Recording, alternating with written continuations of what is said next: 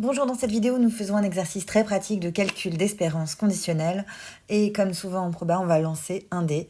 Donc, on va noter x, la variable aléatoire, donc valeur du dé. 1, 2, 3, 4, 5, 6, il est normal, mon dé, rien de spécial, valeur du dé. Et on va noter y, la variable aléatoire qui vaut 1 si x est impair, et 0 si x est pair. Ok, ou encore... Vous pouvez aussi l'écrire comme ça, c'est l'indicatrice que x appartienne à 1, 3, 5. Voilà une autre manière de le faire. Donc, la question que l'on pose, c'est que vaut l'espérance de x sachant y? Et donc, pour calculer ça, eh bien, on va calculer d'abord l'espérance de x lorsque y vaut 1, et ensuite, on fera la même chose pour y qui vaut 0. Donc, alors vous savez que de toute façon, la formule est la suivante.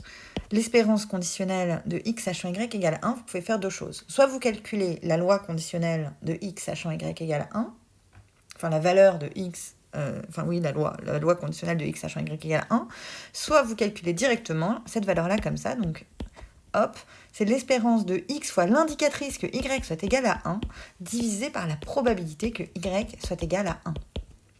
Alors, qu'est-ce que c'est que l'espérance de x fois l'indicatrice que y soit égal à 1? Bien, en fait, c'est égal à...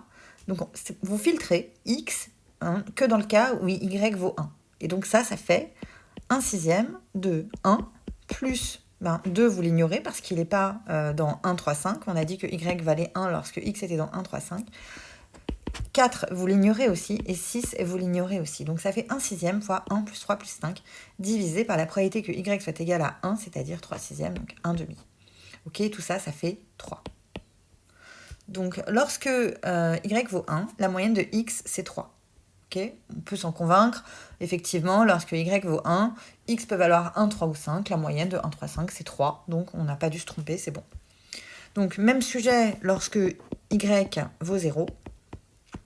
Alors à ce moment-là, vous avez que l'espérance de x fois l'indicatrice que y soit égal à 0, divisé par la probabilité que y soit égal à 0, là c'est pareil, simplement je vais ignorer les fois où y vaut 1, donc 2 plus 4 plus 6. Et là vous voyez que la moyenne de ça en fait, eh bien c'est 4, donc c'est là-dessus qu'on retombe. Ok, donc du coup, la loi de la variable aléatoire espérance de x sachant y, donc si vous l'appelez, on pourrait l'appeler phi de y, donc c'est égal à l'espérance de x sachant y, ce machin-là, il vaut 3 si y égale 1, et il vaut 4 si y égale 0. D'accord ?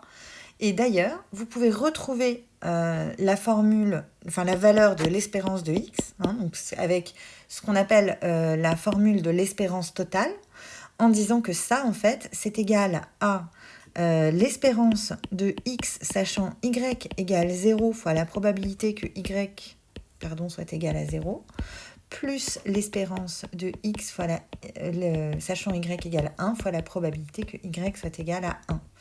Donc, ce truc-là, ça fait donc, on a dit 4 fois 0,5 plus 3 fois 0,5. Et en fait, ça fait 3,5, ce qui est une bonne nouvelle, puisque effectivement, l'espérance de x, vous le savez, c'est 3,5, c'est une loi uniforme. Voilà, j'espère que ça vous aide un petit peu mieux à comprendre le concept de cette fameuse espérance conditionnelle.